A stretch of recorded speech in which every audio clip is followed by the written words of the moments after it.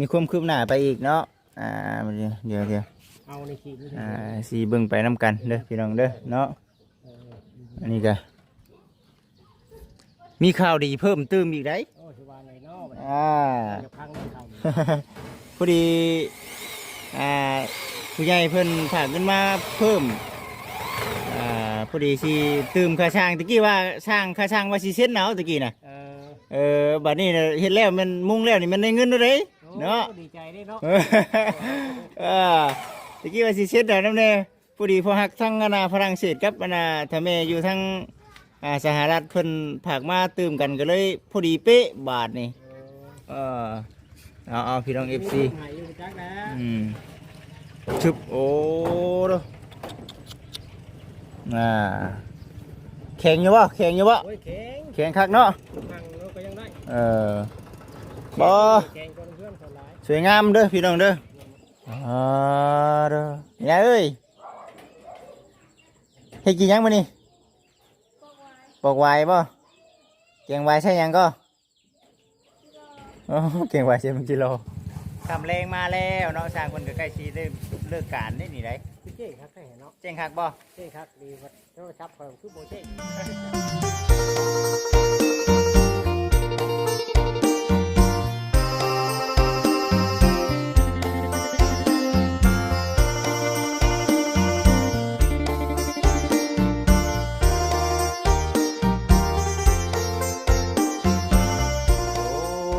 โดยกับทักทายสบายดีเด้อกับสบายดีสวัสดี FC เบิร์ดจุกูสู่คนบ่ว่าสิเป็นพ่อแม่พี่น้องทั้งฝั่งลาวฝั่งไทยทั้งต่างประเทศเด้อพี่น้องเด้อเนาะพ่อกับบ่จิตอุทุพรคือเก่าเนาะเอาพ่อแม่พี่น้องเลยสบายดีมื้อนี้ทั้งบ่จิตเองดีใจหลายเนาะตอนนี้ทั้งสร้างเพิ่นก็กำลังใส่ขอบข้างเด้อพี่น้องเนาะป้าโตสวยๆงามๆเลยตัวขอขอบคุญขอบคุณทางผู้รักผู้ใหญ่เพิ่นหลายเด้อเนาะแต่ว่าเนาะบ่จิตเองบัดผิดพลาดเนาะผิดพลาดพี่น้องเอ้ยเป็นหยังคือว่าผิดพลาดคือบ่จิตบ่ได้จดรายการให้ทั้งเขาเจ้าเนาะเบิ่งพี่น้องเอ้ยเนาะเพราะว่าอันนั้นพุ่นไปใส่เด้โอ้ยคำนึงไปหน้าอยู่เนาะ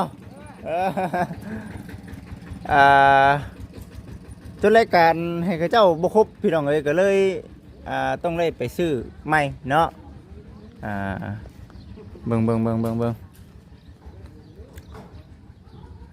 นั่นแหละพี่น้องเอ้ยเบิ่งเนาะโอ้ดีใจหลายพี่น้องเนาะสำนี้ก็ได้เป็นทั้งผู้รักผู้ใหญ่เพิ่นนี่แหละสดสวยเนาะ FC ทุกท่านถือว่ามีความคืบหน้าไปหลายเติบมื้อนี้ก็พอดีทั้งสร้างเพิ่นมาเฮ็ดเนาะมุงหลังคาให้พี่น้องเอ้ยเนาะบ่จิตเองก็ได้ดีมุกดีใจที่ว่าทั้งสร้างเพิ่นมาเฮ็ดให้เพิ่นก็อยากให้เร็วให้ทั่วคือกันทั้งสร้างเพิ่นก็ได้เนาะนั่นแหละพี่น้องเอ้ยเนาะพุ่นพากันไปหาหลอกกระเจียวพากันไปหาหลอกกระเจียวกับบรรณาไหวพี่น้องเอ้ยเนาะจนค่ำบ่ได้ไปฮอดงานเลยบ่จิตเองก็ได้หยุดงานเลยเอาสังสารมีนาเอ้ยบัดจุกูสุคนสบายดีเด้อสบายดีแม่ฮะสบายดีเว้ยสบายดีเด้อพ่อเด้อสบายดีใช่มื้อนี้เนาะปอตัวก็มีแต่ยอดบุ้งใหญ่ๆน่ะน้ำเลยมีแต่น้ำเนาะวายคุมเด้อพี่น้องเด้อโอ้เนาะรอบที่2เขาไม่ได้ไปนะมีนาไปหา2 รอบบ่2 รอบคนได้หาเบิ่งก็บ่ได้ไกลเด้อยู่ติดบ้านเลยป่านไกลเลยบ่ไกลลงเห็นบีไกลเราเห็นพวกไปลงผิดรถเมื่อยได้บ่ไกลก็ไปแล้วไปยันเมารถยันเมารถแม่สิโมดอกหลายอันนี้น่ะหลายเลยหลายนี่2ร้อยอยู่บ้านงานหลายดินี่ดิเอาเพิ่นบ่ได้ไปหาโลกกระเจียวคือเฮาดิ เฮาได้ไปหาดอกกระเจียวนี่ดิเห็นบ่ ไม่ขาย อ่า เอาผมมาขายไม่ขาย บ่มันหนึ่งมาเพื่อไปฮอดไปช่วยไหมหนึ่งมาเพื่อไปฮอดไปช่วยแหละคนก็ไปหาแล้วบาดนี่คนก็ไปหาแน่งัวแน่บาดนี่อ่า อ่านั่นแหละพี่น้องเอ้ยเนาะป้าตู้คันว่ามีขอบข้างนี่กล้าว่าแล้วบ่บัดนี้ บ่ได้เอาครับมันคำเลย ขอบข้างบ่พอน่ะ ขอบค้าง ช่างบ่สิไปน้ำมือหรือว่าจังไดหรือว่าเฮาไปช่างเองก็ได้บ่ ตั้งนี้ก็ได้ เออ แต่ต้องจะได้ตัดชนจะได้ให้ โอ้ตาสดเอาเนาะ ต้องหักตัวนี้ครับหักให้มันเสมอกันครับตัวนี้ อืมอ๋อมันบ่คือกันใช่บ่ ทีนี้เขาเหยียบครับบ่คือได้บ่ถึงได้ บ่เอาแบบนี้เด้อติ ขายได้10,000 เอาไข่บ่ ขาย แป๊บหนึงไข่โอ้กินไข่บ่มานี่ฮะ เบิ่งก่อนเด้อ อืมเบิ่งดูน่ะซุคืออยู่บ่ จังเนาะมันเรียกงามเลย นั่นบ่ได้แบบงามเด้สิ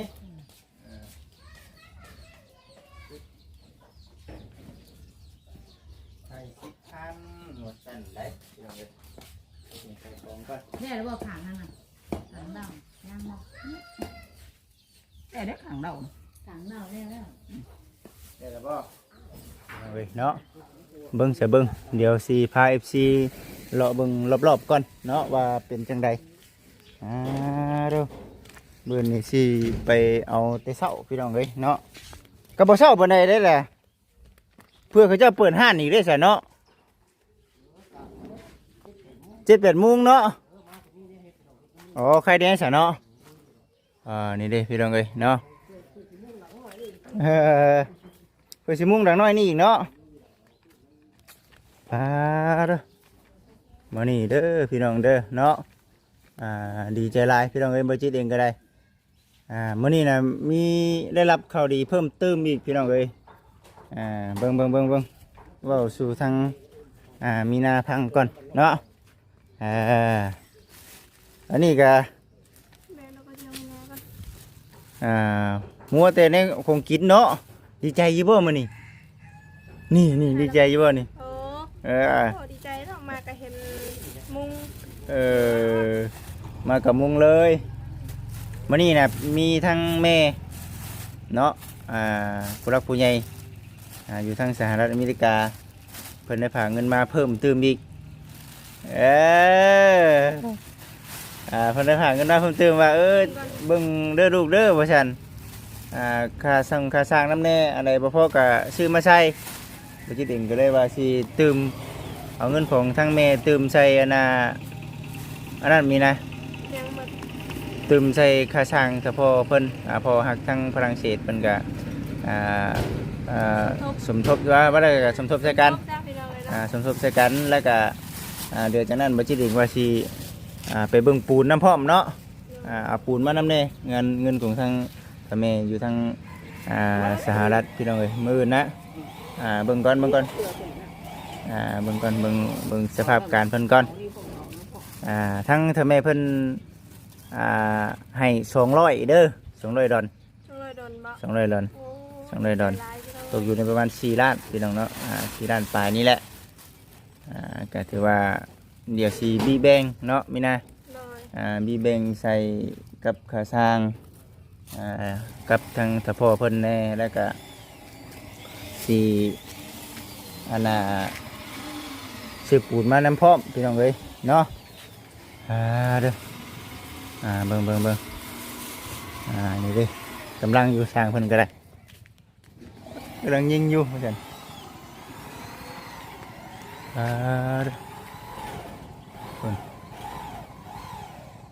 สวยงามพี่น้องเอ้ยเอาพี่น้องเอ้ยบาทนี้ก็ได้มาขึ้นอยู่ถึงหลังคาคือกันได้พี่น้องเอ้ยผุนเนาะโป๊ดแต่พ่อก็ยืนคุมงานอยู่เนาะแต่พ่อก็ได้ให้กลัวเป็นนายช่างเฮ้ยแย่งอยู่ฉันนายเน่บ่เฮ้ยเนาะเอาFCสีประมาณนี้แหละถือว่ากำลังใช้ขอบข้างเป็นบ่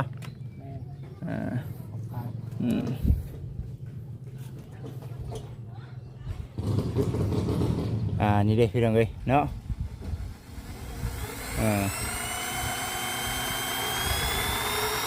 โอ้นอนอันนี้บ่โอ้เฮามีแล้วนี่เนาะ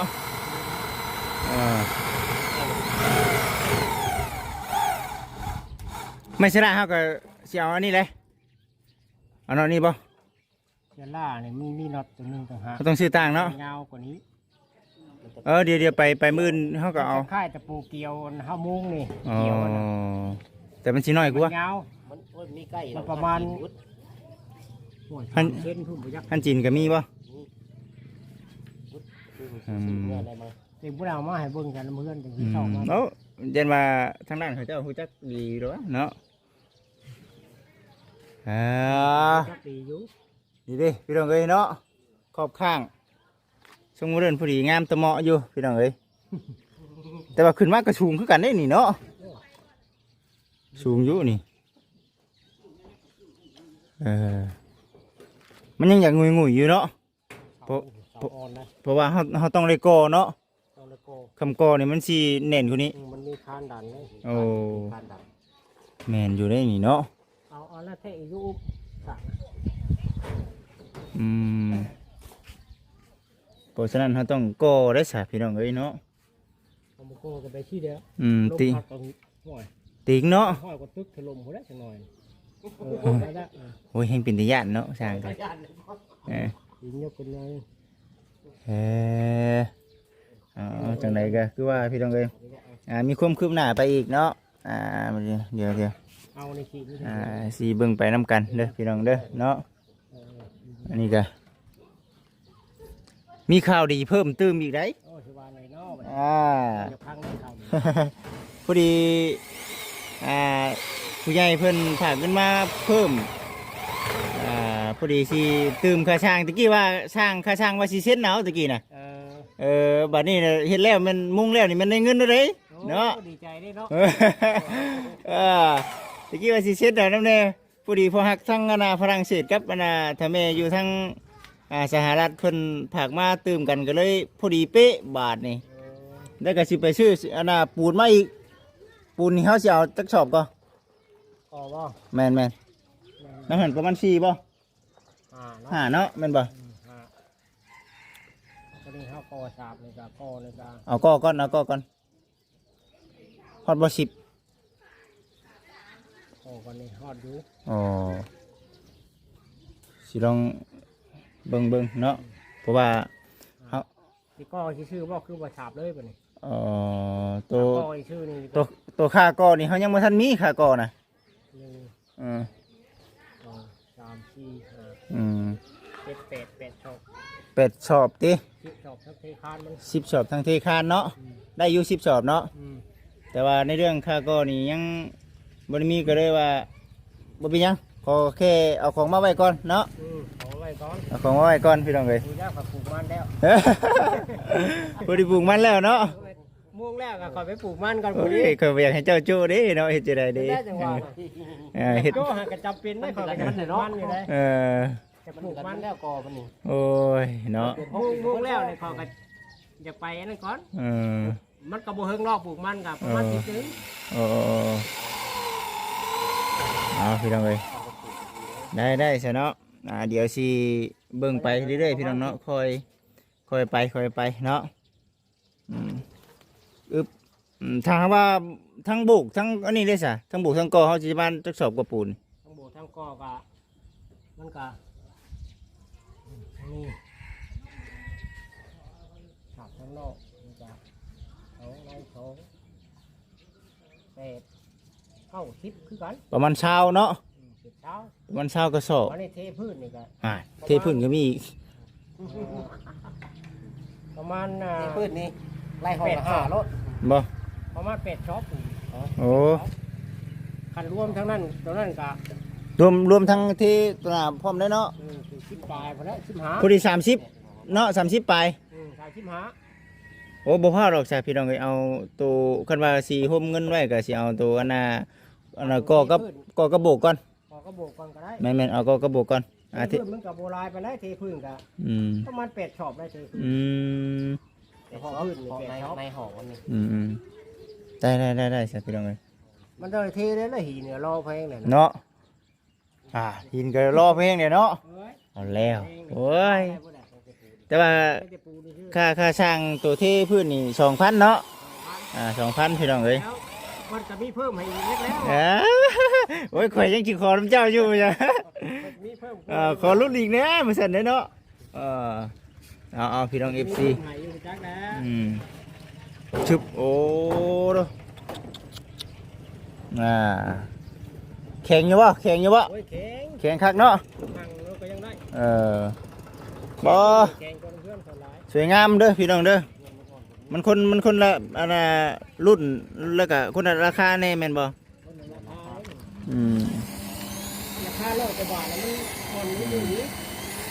เด้อพี่น้องเอ้ยเนาะเบิ่งไปนำกันเด้อพี่น้องเด้อเนาะพากันใจนำแน่เนาะแต่ก็คือว่าอะไรพี่น้องเอ้ยได้อยู่เนาะทางเขาคอแล้วมันก็แน่นอย่างเงี้ยมันเฉามันอ้อนเลยดิ เบิ่งไปนำกัน เฉามันยัง มันนี่เนาะแต่ถึงถล่มว่าคันจะฮักเฉาเนี่ยมันอยู่ที่เฉาแล้วนี่ แม่นบ่เอาคันว่าเ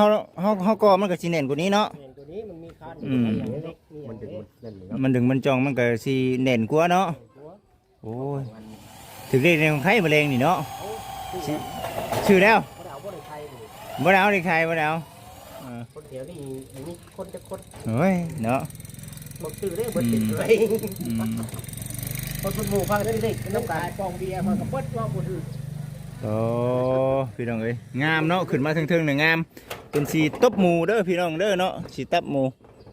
สวยงาม แม่สีน้ำตาลเนาะ โมเมนต์สีน้ำตาลโมเมนต์นี้ว่าเน่นแข็งเนาะ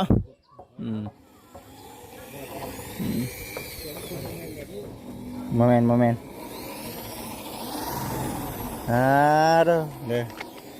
อดีใจเนาะขอขอบคุณทางผู้รักผู้ใหญ่เพิ่นในเรื่องสังกะสีน้ำพร้อมพี่น้องเอ้ยเนาะแล้วก็ขอขอบคุณเนาะทางแม่เนาะทางทรายแม่ทรายขอขอบคุณเอ้ยเนาะเคซี่ในเรื่องไม้เนาะขอขอบคุณทางพ่อ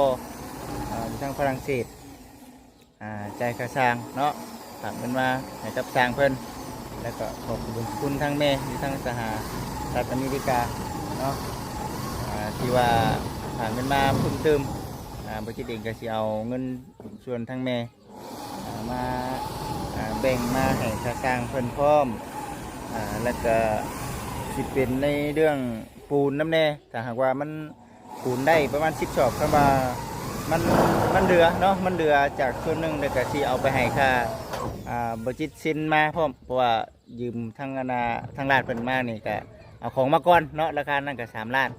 เดี๋ยวสิคอยผ่อนเพิ่นไปตัวตัวเอามาสุดก่อนตัว3 ล้านนะพี่น้องเอ้ย นี่ก็สิค่อยทยอยถ่ายคลิปให้กับ FC ได้เบิ่งได้ชมอันนั้นเด้พี่น้องเนาะเห็นบ่บนมันหัวบางได้น่ะเนาะคือว่าช้อนอยู่หรือว่าบ่ได้ช้อนบ่โอ้มันอันนั้นเนาะน่ะเนาะแม่นบ่ ทอดไม้ได้มองไม้ โอ้มันมุงได้น่ะเนาะพี่เขาต้องมาช้อนอยู่พี่เนาะโอ้หัวแน่นอนพี่น้องเอ้ยนี่เด้มันเป็นนูนๆเนาะเวลาฝนตกมามันไม่ไหลร่วงเด้เป็นนูนๆหั่นเลยพี่น้องเอ้ยโอ้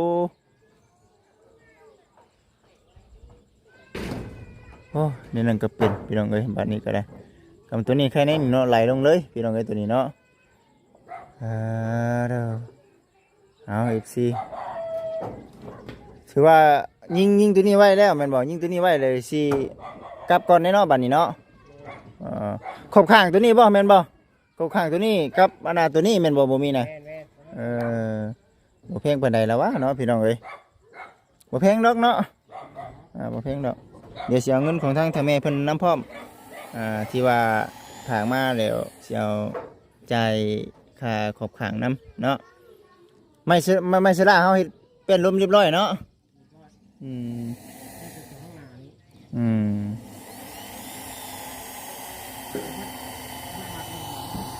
อืมไม่สระเบิดอีกโอ้เบิดมันหนึงได้แม่นบ่อืม ก็แก้ได้ค่ะตัวแก้ใหม่ว่าแก้ใหม่ อืม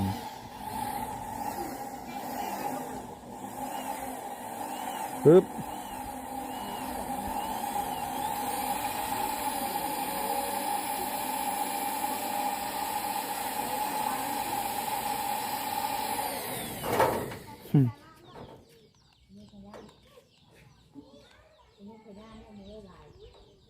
อ่า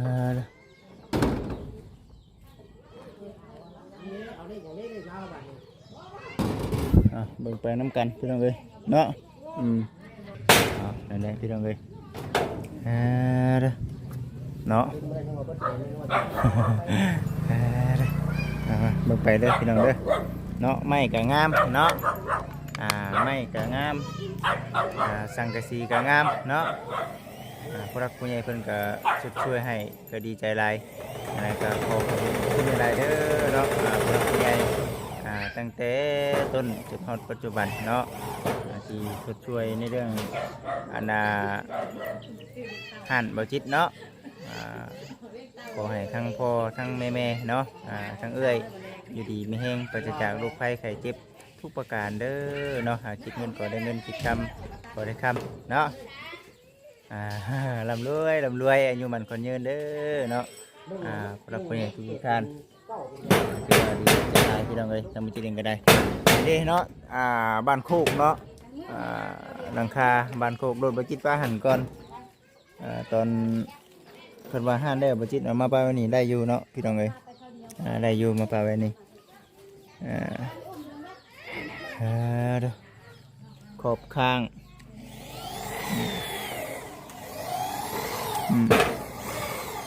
ได้ไหมสระครับก็ยังชีใส่นี่น้ำนี้เนาะแม่นบ่ใส่จะบ่นี่ ใส่ อัดเนาะ ประมาณ3 เพน โอ้ใส่ก็คือเขาอีกเนาะ คือเขาอีก งาม รายจ่ายกับโมไทยก็ได้ โอ้มันพอว่าอะไรมาใส่กันแล้วล่ะว่าเนาะของใดมาใส่กันก็ใส่เลยแล้วเนาะมันยังคือเนาะเพราะว่าเห็นอยู่ได้พี่น้องเอ้ยเนาะเห็นเขาเจ้าใส่อยู่ตัวบ่ได้ได้สร้างเอ้ยเนาะอยู่บ่ เห็นอยู่เนาะ งามอีกได้เนาะ เท่ เนาะ เท่ มันแดดจะชื่อดอก มันแดดบ่ มันแดดนะครับมันแดดในให้งามกว่านี้ได้หมด เอ้ยเนาะบดเด็กของไข่มือนี่เนาะ นี่นะเล่นนี่ มันแดดเนาะ ลงไปเติมพลังก่อนว่าเอา100คนได้2 บ่เป็นหยังเนาะได้ เมื่อยแท้ว่านาทุบนาเหี่ยวอยู่เพิ่มตัวนี้เข้าไปได้เป็นใครเลย ใครแน่บ่ขึ้นว่าเจ้าบ่มาได้มื้อนี้ มาแล้ว ขึ้นอยู่เฮาคิดฮอดอยู่เฮาก็ได้บ่มาบ่ว่าสร้างนี่ว่าเพิ่นฮู้บ่ว่าค่าสร้างพอแล้วนี่ว่าหั่นนะ มาแต่วานนี่ อยากมาแต่เมื่อวานนี่บ่ มาแต่วาน โอ้ยเมื่อวานนี่ปัดปวงปัดปางเนาะ โทษเพิ่นว่าแต่วานนี่เพิ่นไปหางัววาน โอ้ย เพิ่นว่าสิมาใช้ห้องใช้รถมาแบบตัวเองไปหน้าบ้านบ่ทันกันบ้าน ไวอยู่เลยล่ะพี่น้องเอ้ยเนาะมื้อนี้ก็ได้ถือว่าเป๊ะได้เบิ่นบ่ไล่มา7แผ่นก็เป๊ะเลยแม่นบ่ เป๊ะแล้ว โอ้ ไล่มันพอดีนะ ใครนี้เนาะ อ่านว่าเจ้าสิชื่อตัวนี่อยู่ตัว80เส้นนี่มอเรา100นี่ว่าตัว100นั่นมันสิเม็ดนึงเด้พอขอสิไล่7แผ่นนะ บ่ได้ถามเขาเจ้าเลยเรื่องว่าสังกะสีหนาเท่าไหร่มันหนาเท่าไหร่สังกะสีนี่ มันหนา83เซน มันเป็นเม็ดบ่ 80บ่เป็นเม็ดได้ โอ้ถ้าเม็ดนี่มันเดือเลยมันบ่ ถ้าเม็ดมันก็เหลือแล้วเฮาไล่7 โอ้ 7เม็ดเด้นี่มันบ่ฮอด7เม็ดวะ เอาพี่น้องเอ้ยเนาะเบิ่งไปน้ำกันเนาะถือว่าคักพี่น้องเอ้ยมันยอมแต่ไพ่เลยเนาะทางอันไหนไม่ครัวเฮาเนาะ บางรังแล้วมันเขาจะเอาตัวนี้ลื่น แม่นบ่โอ้บ่ให้สิแล้วดีแล้ว บางรังแล้วมันลื่นนะพี่ได้เขาเฮ็ดบ่ได้ใช้อันนี้เขาใช้จะขอบคางซื้อ นี่แหละแบบนี้แหละคักแล้วไปนี่ แต่ม้วนนี่มันเข้าจังหวะมัน โอ้เนาะเข้ากันได้พี่น้องเอ้ยมั้ยสีต้มหมูกับอันน่ะ ไม่สลาสีหยังก็สีแดง สีได้ออกแดงเนาะ แดงอะฮอกบ่เพิ่นบอกนะแต่ว่าบ้านเฮาเอิ้นแบบง่ายๆแดงกำเนาะพอเด้อดีใจหลายพี่น้องเอ้ยเนาะบ่คิดเองก็ได้นี่คุณบ่พันว่าสิได้จ้างสร้างสีมือดีพี่น้องเนาะได้รับสร้าง แต่ระเบียบนี่ยังบ่ได้เข้ากันได้นี่ แม่นบ่ ขันบ่ชื่อมามือเดียวกันได้นี่ ครั มัน บ ดื้อเนาะเด่น โอ้บ่ได้เนาะพิษเนาะคันว่าบ่เอาแบบไปให้กับเจ้าเนาะ เฮ็ดช่องมิ้นหรือว่าเชิงเช่นนี่มันก็จะไปแล้วนี่มันบ่ได้เข้า อันน่ะ ไปทางหลังมันนี่แต่หน้ามันนี่เห็นไหม แต่หน้ายังบ่ เข้ากันมันจะเข้ากัน ยังบ่อยากซ้ำปานใดเนาะ อืมแต่ตัวนี้มันอยู่เทิงๆน่ะบ่มีปัญหา อืม ทำนี่แหละโอเคทำ อืม อยู่ว่าได้ นั่นแหละงามแล้วเนาะงามแล้วพี่น้องเอ้ยเนาะซ้ำนี้ก็ได้หาใส่บ่ได้อีกแล้วบ่จิตนะบ่ได้ติบ่ได้ว่าพี่น้องเอ้ยเพราะว่าจักสิติอีหยังสร้างเฮ็ดคักอยู่นะคันว่าเฮ็ดบ่คักติอยู่ได้เนาะวัดความสามารถชา ยัง พี่จะพี่ได้คือว่าแล้ว ติแต่มันงุยเด้อนี่น่ะบ่อยู่พยายามเฮ็ดได้ให้มันบ่งุยบ่อยู่มันต้องได้ก่อเนาะ มันต้องได้ก่อแล้ว ทำวิธีแก้บ่พี่น้องเอ้ยเนาะ ก่อมันมีคานเพิ่งอยู่นี่ เพราะว่ามันมีคานเนาะกล้าว่ามันจะคานก็ฮอกก่อนี่ เพื่อนทำนี่มันคานเดียว คันเดียวเนาะเฮือนซ้ำนี่เนาะคันเดียวก็ได้เนาะ ใช่ เฮาก็ขึ้นมาผู้ดีเพียงหัวเฮาก็เทคาน นี่คาน เทคานแล้วก็ขึ้นคุ้งเลยบัดนี้ เอ้ยบัดนี้ เพราะว่าหนึงมาเฮาได้เจาะเสาพร้อมบ่เวลาอันนั้น มันมีหูดิ มีหูบ่ อืมหูอยู่คันบ่มีหูเนี่ยถ้าเฮาไปเจาะเสานี่ก็กระแทกเสาหักตื้มไป ย่านอีกเนาะมันจะแทกเนี่ยมันเทือนได้มีหักได้กันเอาละแทงเนี่ย มีบินในเนาะหันในเนาะ มีหางอยู่ดิ บ่แล้วก็บ่จำเป็นต้องเจาะก็ได้บ่ เจาะแล้วมันมีหูเขาแทงให้ได้ โอ้ เขาต้องเอาหูเขาแทงให้ เป็นลายสร้างบ่คือกันซะเนาะนี่ คือบางคนน่ะทับเสาจนอ่อนก็มีทับเสาจนแตกตัวพุทธ โอ้สิแท้เขาเฮ็ดมาให้ไล่เลยพอได้เนาะ เจาะหูค้านน่ะมันใช้เด็กน่ะอันนั้นมันอันตรายน่ะมันอ่อนเฮ็ดให้เสาเขาอ่อนน่ะ เอาแทงเอาตาม โอ้เอาพี่น้องเอ้ยเนาะนี่แหละ เสานี่ว่ามันโอ้ย สร้างบ่คือกันไอเดียของสร้างเพิ่นพี่น้องเอ้ยเนาะ เสามันเฮ็ดเฮาไปทุบก็ยังไม่เห็นมันอ่อนนะมันห่างเลย แม่นชุบได้แล้วพี่น้องเอ้ยเนาะ อันปูนเฮาเทเนี่ยมันบ่ได้ติดใช่มันเก่ามันใช่ไหม แม่นบ่บ่ได้ดอกเนาะ อันเฮาเททางมาใช่มันบ่ได้ติดได้ เปิ้ให้มันเนียนคือเก่าบ่มันก็บ่ปานใดเนาะตัวคุณพี่น้องเอ้ยเด้อนี่เอ้ยเฮ็ดกินหยังมื้อนี้ปอกไวายบ่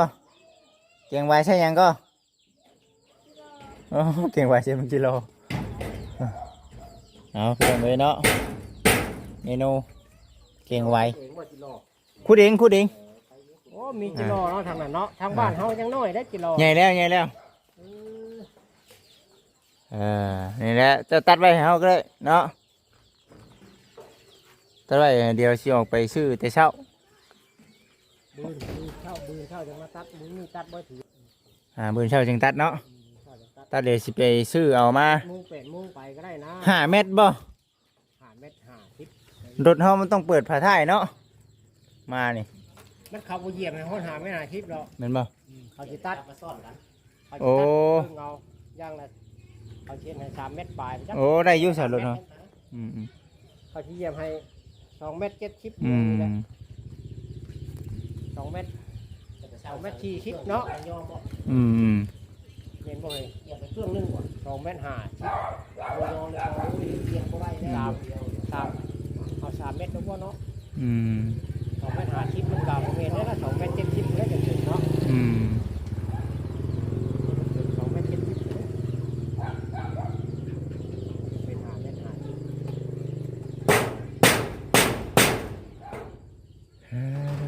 เอา FC เอ้ยเบิ่งไปกันเนาะเบิ่งไป เนาะ เออ จับมืดเลย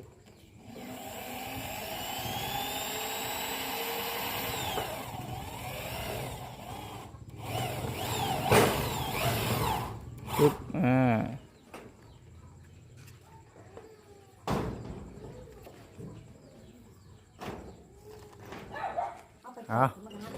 ผมเป็นพี่น้องFCเนาะเบิ่งในมุมสูงพร้อมก่อนพี่น้องเอ้ยว่าสิเป็นจังใดหวานนี้ก็ได้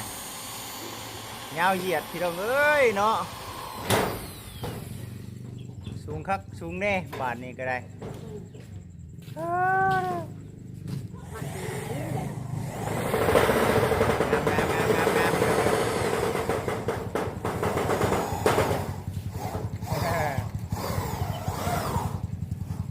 ทำแรงมาแล้วเนาะสร้างคนก็ใกล้ชีได้เลิกการได้นี่ไร พี่เจ๊ครับได้เนาะ เจ๊งคักบ่ เจ๊ครับดีว่าโทรศัพท์ของคือโบเจ๊นี่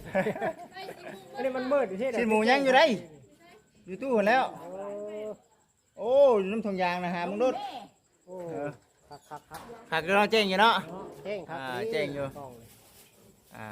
สิแล้วอันนี้ก็เป็นทั้งพระอาจารย์เพิ่นเนาะชื่อให้นี่ก็ได้พระอาจารย์เพิ่นชื่อให้เวอร์ชันก็โอ้ยยันบ่ได้ถ่ายคลิปได้หลายให้กับ FC ได้เบิ่งได้ชมดอกเนาะเห็นบ่เห็นบ่ทองยาง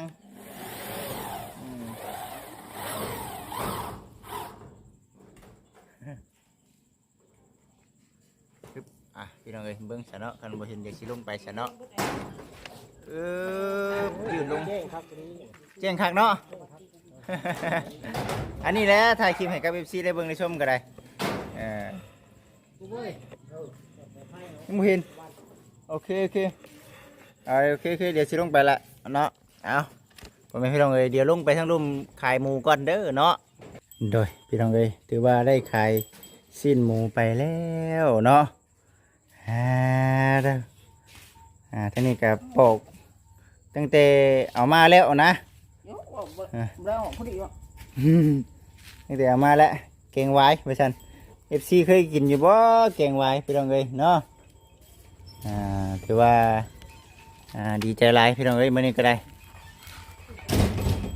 หน้าตาเฮ็ดคือเมื่อยใช่มั้ยนะฮะ โอ้เมื่อย เมื่อยบ่ พี่ไว้หน้ามาพี่เนาะบาทนี้ก็ได้ หมกมันก็ได้เกะ เอาพี่น้องเอ้ยก่อนอื่นสิ่งที่สำคัญและบาทนี้ได้เนาะบ่จิตแต่เก่ามีไม้กระชั้นพี่น้องบัดนี้ไม้กระชั้นมันตายเลยบ่ได้ค่อยใช้ได้เดี๋ยวนี้ ใส่ไปแล้วสิ ใช้บ่ได้เบ็ดออนน่ะคือบุบบัดเดียว แล้วมันจะขังในนมจะปอกเป็นป่ะปอกซอยดู เอาขอบคุณทั้งแม่เพิ่นเนาะที่ว่าช่วยในเรื่องเงินคำกำเกี่ยวภายในมื้อนี้เนาะจะเป็นในเรื่องบางทีสีเบิ่งว่าค่าปูนมาน้ำพร้อมประมาณจักสอบแล้วก็สีค่อยทยอยหักไปให้ทั้งคานี้น้ำที่ว่าเอาปูนมาก่อนแต่ด้านพร้อมแล้วก็ที่